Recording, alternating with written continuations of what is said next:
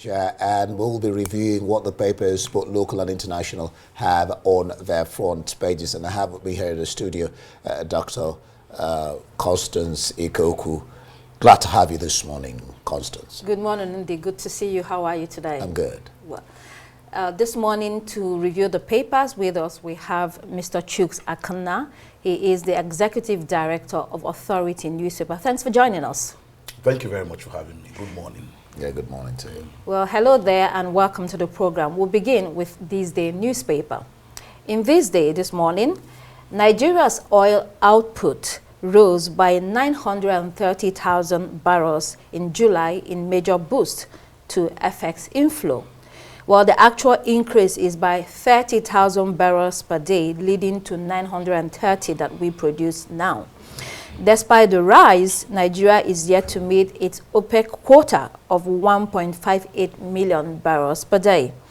As at July, Nigeria produced 1.386 million, and in June, 1.36 million barrels. While it's an appreciable increase, the story says that this will lead to forex inflow. The question is there actually FX inflow when we have outstanding crude for loan obligations? It will be good to know how much of that we're still tied to, Akuna. Yes, very, very interesting. Good news. Any news concerning increase in production of crude oil for Nigeria should be good news to all. 30,000 barrels, and you know, it's a major achievement for the NNPC because Nigeria, as you rightly noted, has been bedeviled with the issue of oil theft. And yesterday I was privileged to watch a video clip of how saboteurs, if you allow me to use that word, you know, have been or oil thieves have been constantly rupturing our pipelines. And it's to be fair to the NNPC, you know, each time we try to compare apples with oranges, we talk about Aramco and other companies around the world. Petrobras of Brazil. Yes, exactly. But we forget that. But we forget to place side by side the issue that the fact that in those countries people don't go about rupturing pipelines on a daily basis.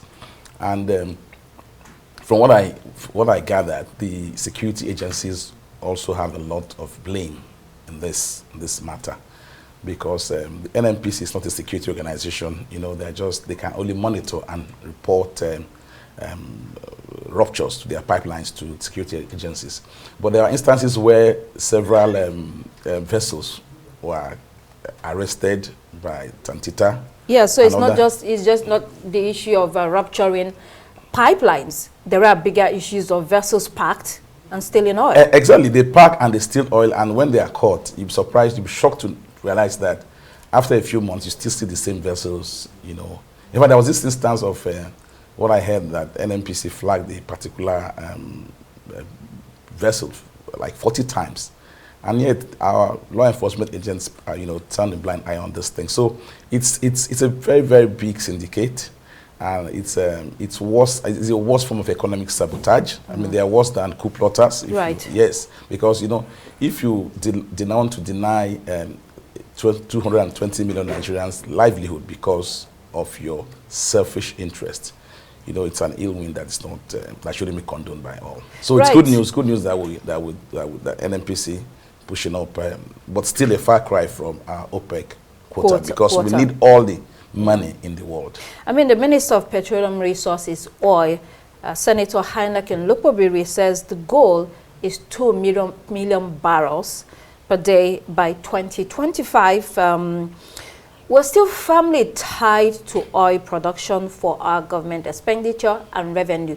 That's what it's looking like. That's the outlook, Ndi. Yeah, of course. I mean, our foreign exchange earning capability or capacity still depends on the oil. The funny thing, though, is that, yeah, like Akuna said, kudos that they added 30,000. Yeah, any little improvement, you praise, fine and good. No problem with that.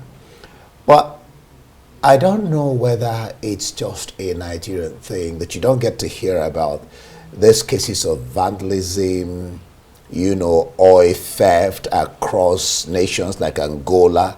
Nigeria still remains the largest oil producer here in Africa. Are you sure? Yeah, I'm not sure about that figure. I thought we were overtaken by Angola. Countries. I don't think, well, from what I read, I think we're still producing that. We still have the unless I missed it there. But the point I'm making is this: it's good to have a vision, but then not to track the things that will cause your vision to fail is a no-no. Somebody says if you don't fail to plan, you have. If you fail to plan, you are invariably plan to fail. Yeah. So, the instance he gave about vessels flagged and still operating, where do you place that blame? Who do you? So it goes back to the government. I mean, the security system. We must, and again, it boils down to corruption. You can't take it away. It boils down to corruption. I was somewhere in a meeting sometime, and the security agencies were discussing with the security guys were discussing with said one of the greatest problems they have, particularly concerning oil and what is happening, is that when they flag a vessel or they catch some people, you will get a call from the highest quarters, forget those, just leave those people. That's one of the greatest problems they have. And so you see the buck stops until, I don't know how we're going to get around this. I don't know. I don't just understand, because except you deal with this headlong, you call it what it is. I mean, call a spade, not an agricultural instrument, and get the people who are violating, circumventing our laws, except you deal with them. It will be like flogging a dead horse, saying the same thing over and over again, and we are back to square A. We continue to say vision, and then you want to meet 2 billion. How do you meet it? When you talk about vandalism, you talk about oil theft, and these are big, small fries can't go and bunker oil. So where you landed talking about, big fishes bunkering oil, and, so I was checking, it's actually Libya. Libya is ahead of us. In terms of oil production, because of the drop in Nigeria, because of those problems we have, whether it's oil theft and vandalism and all of that. Because so actually, for now, Libya is ahead of us in terms of oil production.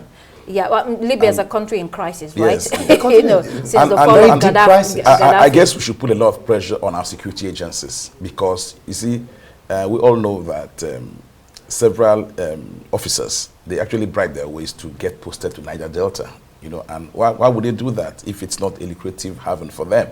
If it's not because of the illicit activities of these, I don't want to mention the names of these agencies, but I guess we all know this. Who should put a lot of pressure on them? Is it not the leaders of the government? No, but that's why we're here. We're the fourth estate of the realm. If the leaders fail to do their duty, then we, as the watchdog of society, we owe Nigerians a duty. We owe the public a duty to put these people on the spot. But that's why you're discussing it. Yes, we discuss front-page stories every day here in order to give people the Navy particularly, the Navy because they are entrusted with the responsibility of protecting our territorial waters. So, and these stolen crude are not lifted. Yeah, so what I'm saying is, if the Navy, somebody is the head of the Navy, right? Yeah.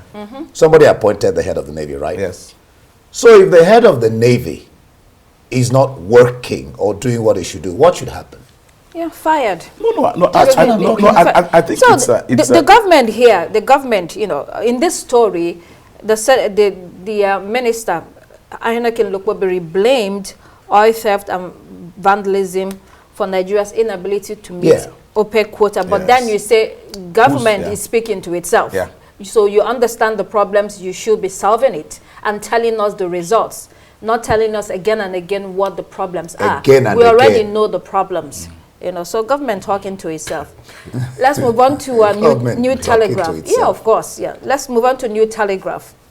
In New Telegraph, Nigeria grappling with 17 trillion naira abandoned projects, according to CIPMN. CIPMN is the Chartered Institute of Project Managers of Nigeria. They say over 56,000 abandoned projects make up this amount. The group says cultural attitude towards project execution is a problem. Some of the projects have now become obsolete and cannot be used even if they are completed. The group has now developed a methodology called Delivering Unified Contemporary Aggregated Project, DUCAP, that will work for Nigerian projects. I mean, at least someone is devising a means to ensure projects in Nigeria are completed. We know the problems. Finding a solution is key, and that is what this group is trying to do. Commendable, Chuks. Yes, exactly. I mean, truth be told, you know, there's no country in the world that you won't find abandoned projects. That's the truth. In fact, sometimes it's out of human error, it's only God that's infallible. You know, no matter the best, thought out plans by human beings are prone to failure. But then we cannot afford to allow abandoned projects into Nigeria. I mean, such monies used for such projects, could easily have been channeled to other endeavors, you know, that will yield benefit to the people. And you know, there's this issue of succession, you know, and continuity in office by political office holders. In the states, even at the national level, you see, look at, if you drive into the airport, you see the National Cancer Center initiated by the late, wife of the late head of state, Umar Yar'Adua, you know. And it's been overtaken by rodents, and you ask yourself, had such a center been put to use, you know, a lot of lives will, and of course, capital drain, forex drain, because you go for cancer treatment abroad, we know how much it's going to cost. So imagine putting such place to good use. So, but we tend to forget, you know, wipe the slate clean and start afresh, you know, and then before we know it, another 8 years is gone by and gone past, and another government comes in place, and then, you know, it's a recurring decimal. So it's good that mention is made of this, you know, and bring it to the fore. But then we also should hold our leaders accountable. You cannot start something and then just because somebody has taken over, the person decides to abandon it. You know, he should see through it. And because for Nigerians, in some states have been a good example. Lagos State, for instance, I think they've had a vision or an outlook or a framework, you know, that they've set up over the years. And you can see that every government that comes into power, they key into that. Although it's been the same party, so exactly. It's much easier. It's easier. No, but even if it's a different party, some governors or some leaders, when they come into power, they completely abandon the projects of the previous administration because they want to put their name to something totally different.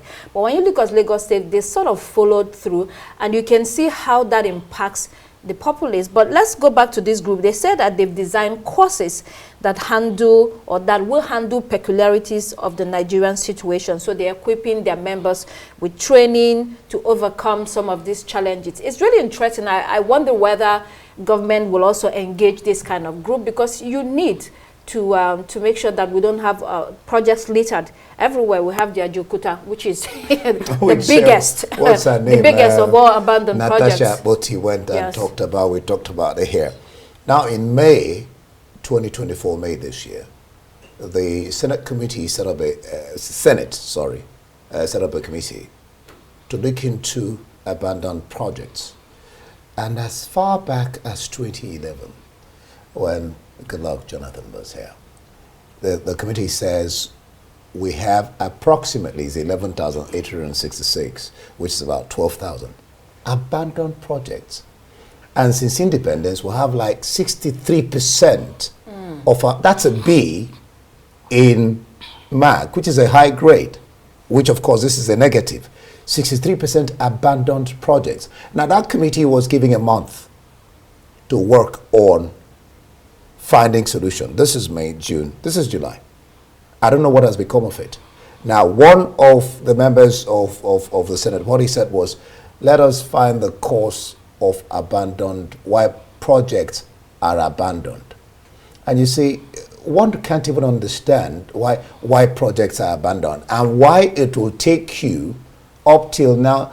The moment a project is awarded, it should be followed up. If it's not, if the contractor is not working, sack him or whatever, get a new person, or make sure. You know, the Minister of transport here recently. Yeah. Mr. Omahi. Mr. David Omahi was having some tussle with some contractors, and he gave them deadlines. I said, if you do not want to do it, you have to opt out, and then we find new people. And one was recently cancelled. You need that talking tough. And one was even recently cancelled by the president. I've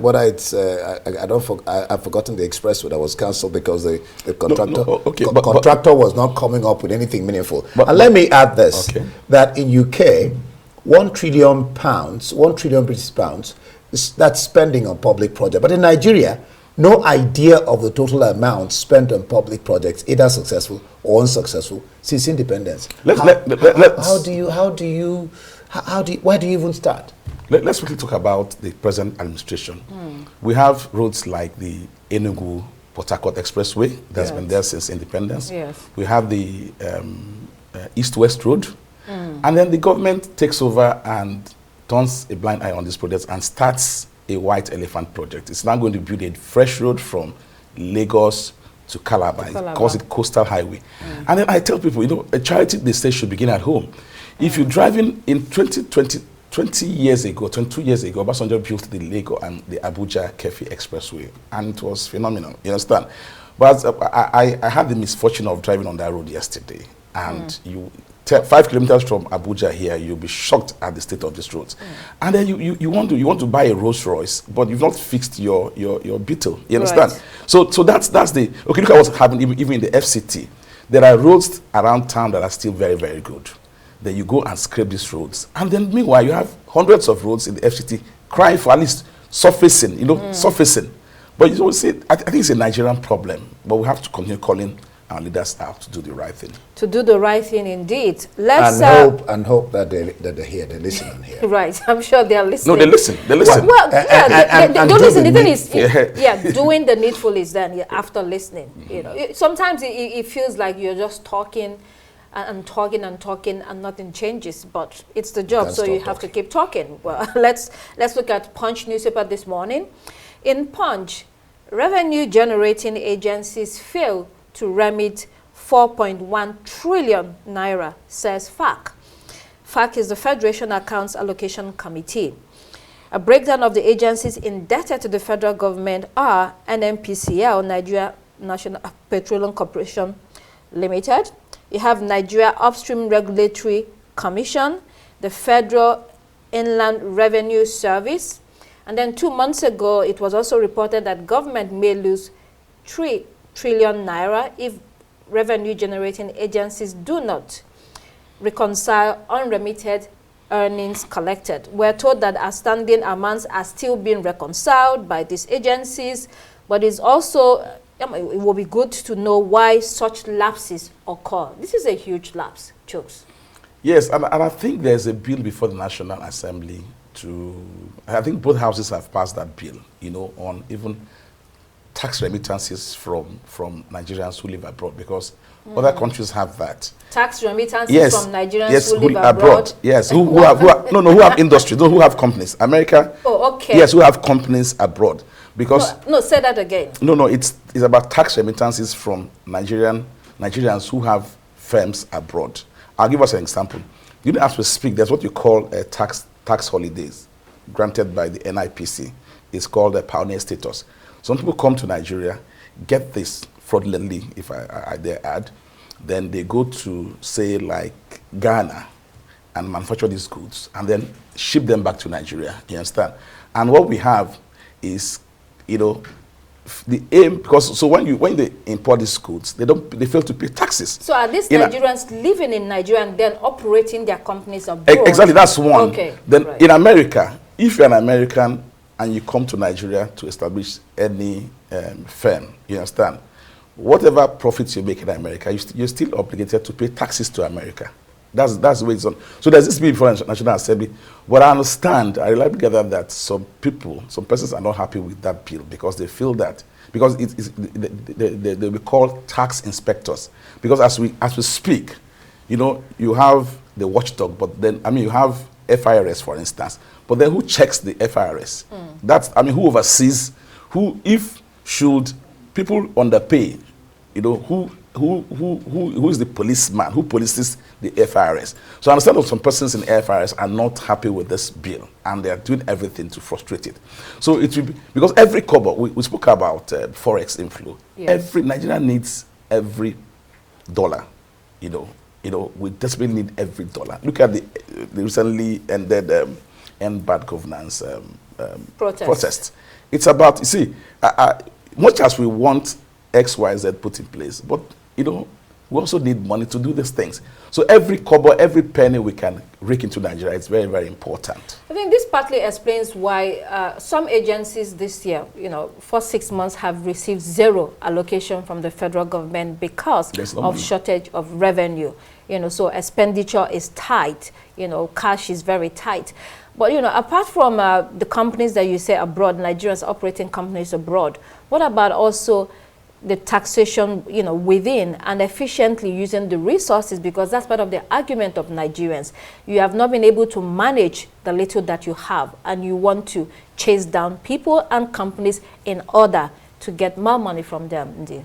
Well, someone said it can because of what you cannot do, not do the one you can do. Yeah, do the one you can do, fine, but continue to do this one.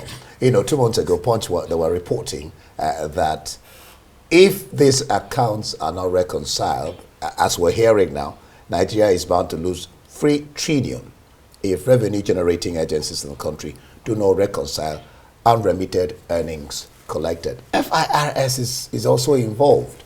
NNPC is involved. The point is, are there times that they should be remitted? That's one. Number 2, what is causing the non-remittance?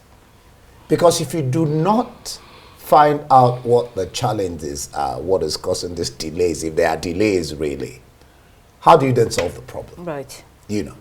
That's my contribution to that. Well, we'll be watching that. Let's move on to Vanguard newspaper. In Vanguard, distress as harsh economy forces shutdown of over 50 firms. These firms are in the chemical and non-metallic products subsector. Nigeria's, the nation is in dilemma as multinationals, medium and small-scale enterprises are either exiting on the verge of shutting down or operating at low capacity. Industry sources say over 100,000 workers have lost their jobs directly or indirectly in the last year. The firms in this sector produce a lot of products: medicals, pharmaceuticals, perfumes, cosmetics, toiletries, soaps, detergents, vegetable oil, hydraulics, cement, fertilizers, glass, ceramic, footwear, leather, rubber, a lot of stuff. I mean, this is a lot of products that we've been produced in this sector, and we did not even mention them all.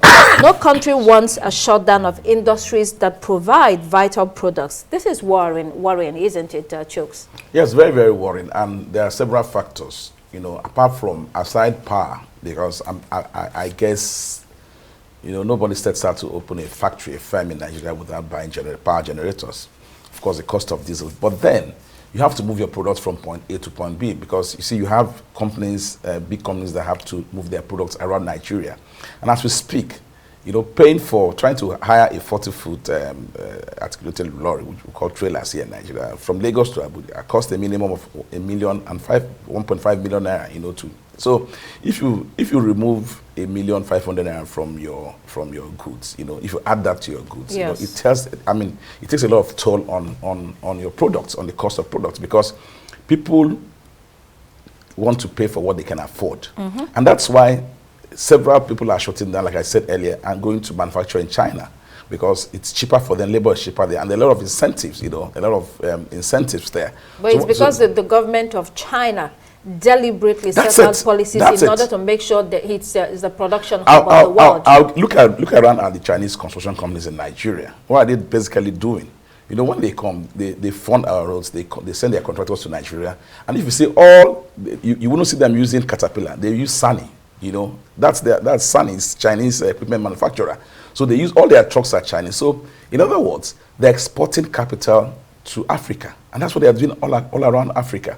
So like you said, it behoves on our government to also say, okay, hey guys, because it's not just about you see, when you have companies producing, it's not just about giving money to, producing a source of livelihood to Nigerians. There's also the social element. We're talking about crime, reducing crime. When I was growing up, we were in Bashita, Kwara State. We had 20,000 families employed by the company there. Then nearby, we had Jeba, paper mill, another 20,000 families. So we had a radius of 18 kilometers. We had 40,000 families living on sugarcane sugar production and paper production. But what happened? The company shut down. The families were dispersed. And for 4,000 families, 2, 3, 4, 5 dependents, that's about 100, close to 100,000. Right. These are the issues. So apart from the economic angle, the social angle, because the police will have less crime to fight when people are gainfully employed. So let's look at some of the reasons they cite, the companies, for either exiting or on the verge. It said high energy costs, expensive raw materials, reduced customer demand. So of course, everything is related, it's connected. When you have high energy costs, you now have to produce expensively, and then there is low customer demand because there's low purchasing power. So everything is connected. And that means invariably the economy is affected. Most of us here do not buy the quantity of goods we used to buy before. I remember I was... I was eating bananas the other day, and someone was saying, bananas are so expensive, you still eat bananas? I'm like, well, we have to keep healthy. Yeah, maybe you'll give me some, because I haven't eaten bananas in quite some time. It's so expensive now. It's very expensive. But very important, very good. It's important. There are many things that are important. So you don't eat bananas, you go to hospital, you spend that money. I'm not going to any hospital. Somebody was talking about,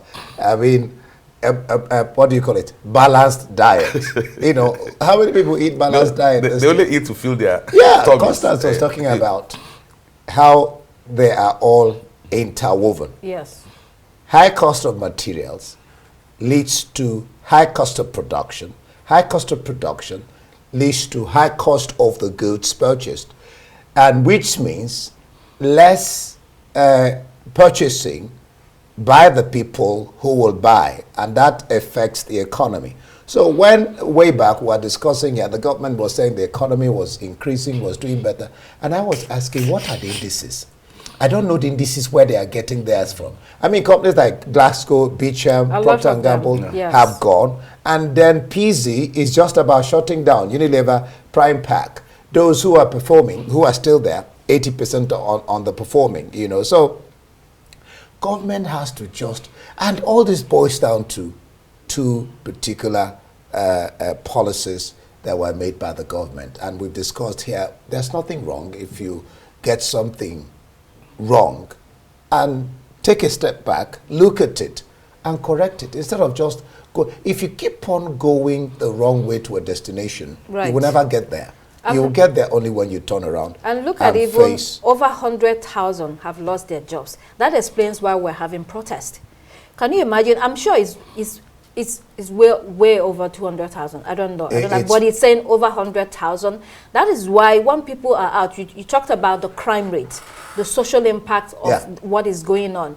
This is really serious problems going on in Nigeria. And not just social impact. The mental impact as well. Yeah. What do you call it? What do you call it? Trauma. The stress of maybe a father losing a job. You can't send your kids to school again. You can't even buy food in the house. It's horrible. It's terrible. But okay, we will get back and continue with this discussion on what the papers are saying, both local and international. Don't go away.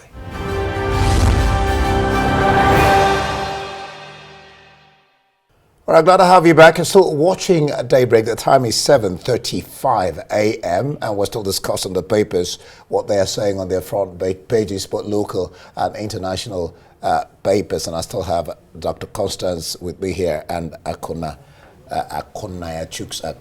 All right, Constance. All right, we'll be looking at Guardian newspaper now. In the Guardian, Tinubu rolls out locally made CNG buses to ease transportation. CNG is a compressed natural gas powered buses. It's been described as a game changer. 30 buses were acquired from Innocent Motors in the first phase of procurement.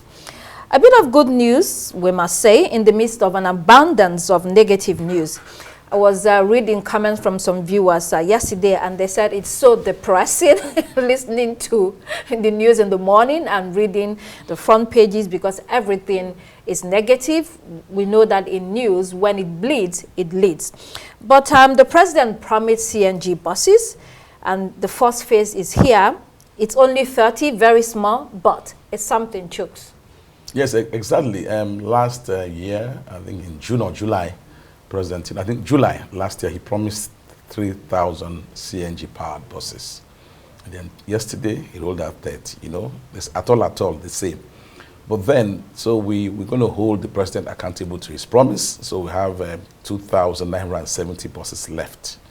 So, but the only problem is 30 buses in over a year. You know, I wonder how many buses we have to roll out. It's yes. very small. But they say better late than never. Yes. He's done that, and the good thing also is that commendable thing is that they were sourced locally.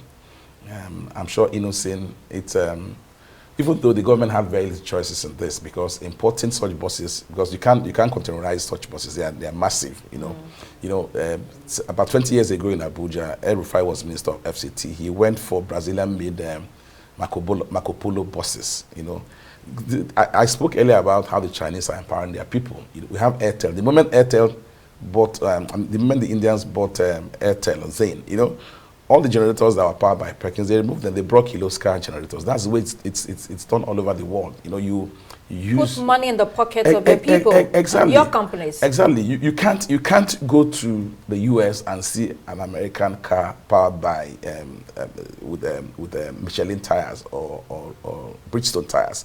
They'll buy Goodyear tires because these are tires made in. Just like you go to the UK, you wouldn't buy Elf or Total engine oil. You buy Castrol. Even talk about the wars they prosecute around the world. It's their weapons that it's their they weapons. sell to you. It's market. It's a business. It's a business. So it's good that commendable that Tinubu started. You know, but then we should also tell him that he has 2,970 to go, more buses to go. So one of the reasons for the introduction of CNG buses is to reduce the cost of transportation, because petrol is very expensive. So when petrol-fueled buses are used, it increases the cost. So, but does this really solve the problem? Indeed, do you think? I mean, vehicles make up to in Nigeria make up about 80% of petrol consumption. I mean, transport vehicles. I mean, which is a huge amount of money, rising up to trillions of naira each month. Interesting. Small drops of water, they say, fill the bucket. But I have always been at variance with the fact that it's good they did it now. Like Chuk said, 2,000 what remaining? 970 buses. It's good to start. It's good to see it's working. But this would have been better done if it had been the other way around. Get these buses out. Before you won't even need to have a need for the protest of end bad governance. Because it wasn't planned earlier, so they had to take time to, make a request and then it be produced. It was just a promise at the beginning. That's what I am saying. You came out and said fuel CNG fuel subsidy gone forever, floating the naira. You would have. That was one of the criticisms of Obasanjo against this government, that this thing should have been done, and that's what everybody was talking about. This thing should have been done. Before this. Fine. Now the buses are out. I think about 3 or so, 8 driven to the villa. 30 already out, which is small compared to what we're talking about. And we can only ask them to expedite action. But somebody was telling me, who drove me sometime, that even getting the CNG fixed in his car is quite expensive. So getting what? The CNG. Fixed installing installation. Installing it. That is quite expensive. Yeah. So you're in the deep blue sea. You don't even know whether to go right or to go left. I think the government is talking about subsidizing the kits for commercial vehicles, not private vehicles. But then it's like you said, they ought to have put the horse before the cart. But what they did was they put the cart before the horse. And this is a massive country, 3,000 buses. Across Nigeria, across the cities. What is the population of Lagos? I think it's a drop. It's a drop. It's a drop. It's actually a drop. And how would they manage the distribution? So, private drivers. I mean, We've had issues with, private companies running buses. We had, you mentioned the El Rufai one, Mr. Nasir El Rufai, who had the big buses in Abuja. You still see those buses packed. When you drive outside Abuja, there are some places you see them abandoned completely. They never were used. And he made a point. He made a point about. Well, they were used, but a lot of them are abandoned now because you don't see them on the roads today. I'll tell you why. You made a point about, getting our people, to work this thing so you can have products in Nigeria used by Nigeria, particularly people who are in public offices. So you can empower. That's what I'm looking for. So you can empower, either our business people or our people. And then, of course, don't make it monopolistic. If there are other people who can, yes, it's very important. if there are other people who are producing, spread it out so that we have jobs all over the place. So our people are empowered, like you were talking about China, you were talking about America, and all that. They use their own things. Exactly. Public office holders should be made to use our own things here. Even the question of hospitals, ear problem, you run abroad. What is happening to our health system here? The same thing with our when we talk about the cars and all that. So for the public officials, personally, if you want to buy a vehicle, buy your own vehicle, but the ones to be purchased by the government, yes, they should patronize. I'll tell us something very quickly. Right. When Ban Ki-moon became UN Secretary, Kia and Hyundai came together to build him a special vehicle for us. He didn't use a Mercedes, he didn't use a BMW. He used a Korean-made vehicle because they wanted to sell their nation. You're talking about why this bus is packed up. You see, at that, big vehicles, they use what you call pneumatic brake system. They don't use hydraulic brakes like cars. So, and for they are powered by air. So the engine, that's why if you're in traffic, you see all these big lorries, the engine, they can never switch off their vehicles because they need air to propel. So most of these vehicles, because the roads became bad, the roads from Maraba, Yanya became very, very bad. So you see the traffic build up. So those who had these buses could not use them because you have to spend 2-3 hours running the engine. So at the end of the day, the aim of using diesel is defeated because there's a traffic snarl and then the engines have to keep running. So people prefer petrol buses where they can switch off and switch on at and these again are things you would have factored in at the beginning before importing such buses. Okay, the conversation can continue forever. Let's move on to the international headlines and see what we have for you. We will begin with Daily Graphic from Ghana. In Daily Graphic, Mahama launches NDC Youth Manifesto promises to create more jobs. Former President John Dramani Mahama has made a commitment to the youth that he will create job opportunities. Launching the Youth Manifesto of the National Democratic Congress, NDC, he said no one will be left behind. He hopes to capitalize on the votes of the youth to return to presidency. Mahama was a former president of Ghana from 2012 to 2017. He lost re-election against the current president, Nana Akufo-Addo, in 2021. He went to court and was defeated. One wonders why he wants to return to the presidency. He's 65. He'll square up with the current vice president, Dr. Bawumia. It's going to be interesting, Chooks. Yes, you see, the question remains, it becomes a cliche in Africa. People just go and make promises. You all spoke about Tinubu, make election promises. You are president of Ghana. How many jobs did you create at the time? So and then he's promising to create more jobs if elected president, But you see, the question the electorate failed to ask is to scrutinize the promises. How? You have to tell us how you want to create jobs. Are you going to build your own private companies or how? Because you are there. How many you tell us, okay, you are president from 2012 to 2017. I created 5,000 jobs. But now I know better. If I become president, I'll create 10,000 jobs. But we don't come, we make promises and, people, they say it doesn't matter. When people talk, politics in Africa is euphemism for lying. But when you talk, say not on our politics, as if it's the same thing. I mean, it's euphemism for lying. When you say it's politics, it shouldn't be that. People should be held accountable to their promises. But here is a continent where people say anything, and get away with those things. When you ask them, they say no, it doesn't matter. He was only politicking. I was listening to a video of Mrs. Patience Jonathan, the wife of former President Goodluck Jonathan, recently. She was at an event and she was talking and said if anybody gave her whatever it was to return to Aso Villa, she would never return there. Exactly. She said she looked so young because when she was there, the stress would kill you. And she was like, why do you want to return there? So speaking to Dramani Mahama, you know, African politicians, the cycle of you run for president or you've governed as a governor and you want to return. We also had some posters of people asking former President Goodluck Jonathan to return in 2027. To do what exactly? Indeed. Well, if you can make things work better.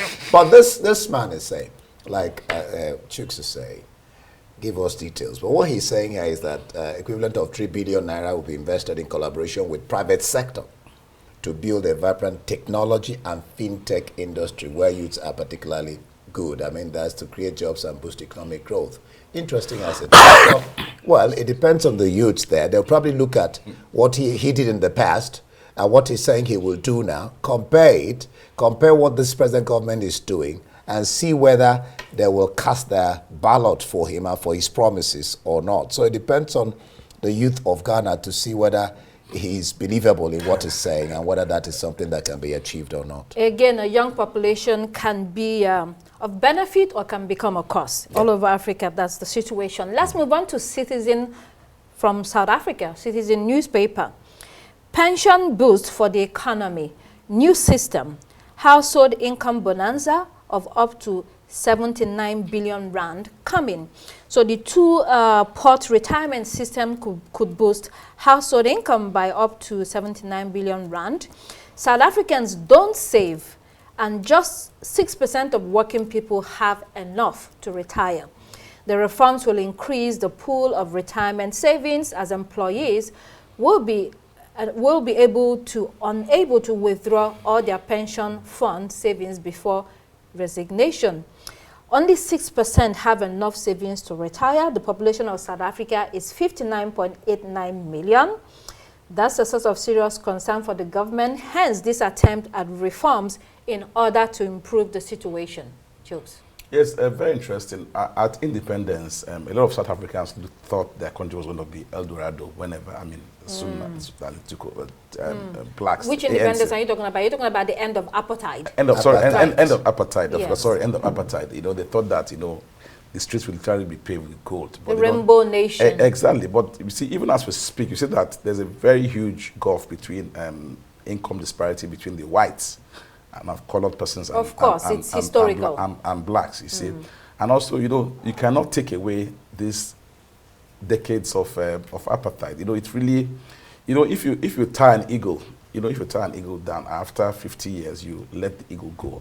It will still be, you know, strolling like chicken. You know, it wouldn't know that it's free.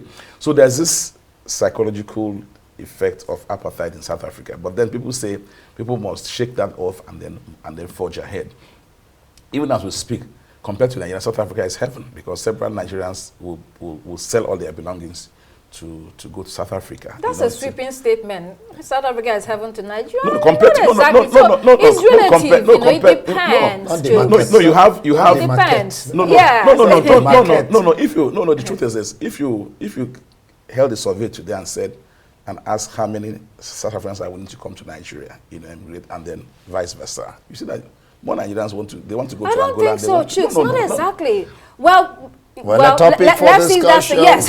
But you know, that said, some will want. If you look at things like, it depends on what you're looking at. If you look at like cars. Please jump in. Okay, fine. No. If you look at like cars sales, for instance, new cars. Car companies sell more cars in South Africa than Nigerians. But that doesn't mean that everybody wants to go to South Africa. I'm talking about relativity. But even at that, see, there are problems. There may be other areas. I mean, I was watching a viral video, was a doctor in Canada was telling people who intend to come over, you better stay in Nigeria. Because if you come over to Canada, you're going to spend, even if you make so much money, you're going to spend almost all of it paying taxes, giving back to the government. The point I'm making is, you know, this is people feel that this is how it is, but then look at the problems that only 6% of South Africa. It shows that the grass is always greener from afar, for those who don't know.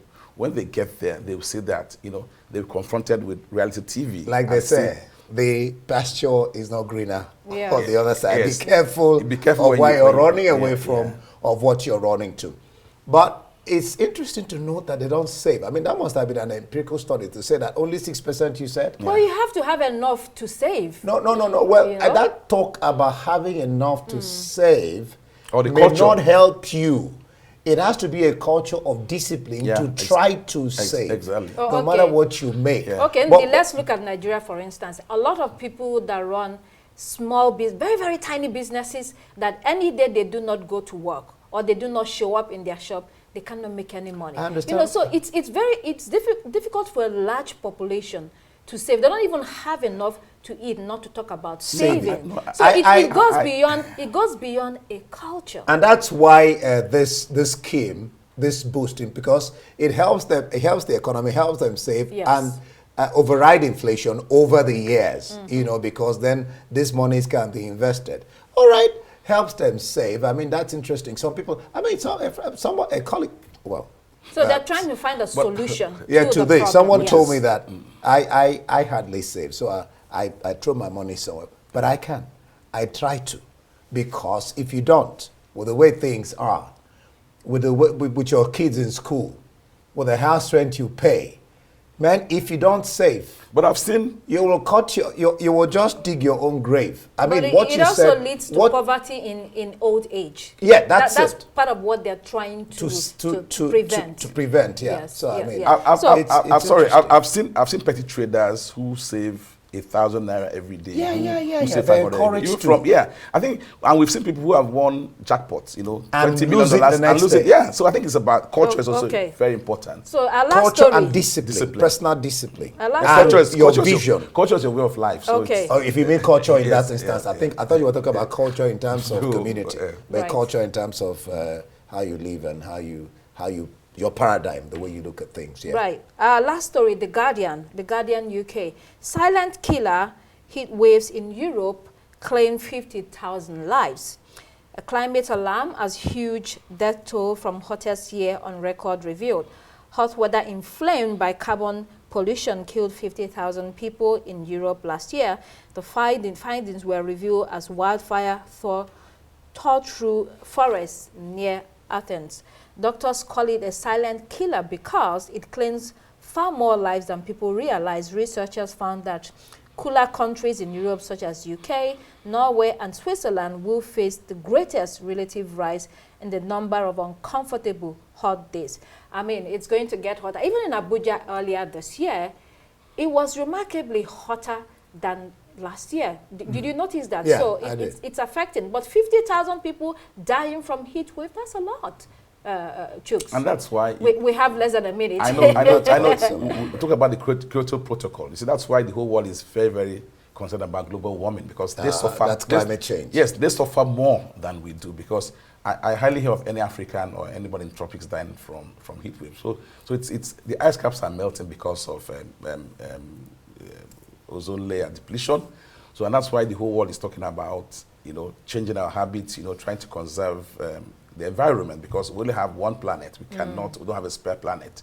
So it's good that there's knowledge. We've been told about this, so we also know how to cut less on carbon emissions. Well, industrialized nations will have to lead because they're not changing their lifestyle. Anyway, they have to leave.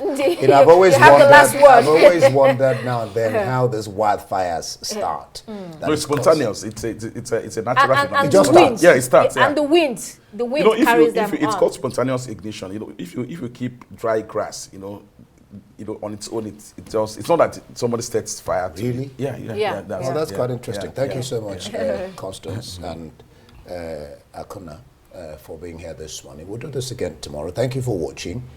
There's more on our website at arise.tv. Up next is the Morning Show. Like you know, there's a food there ahead, and every moment indeed does matter. I am Ndi Amobi.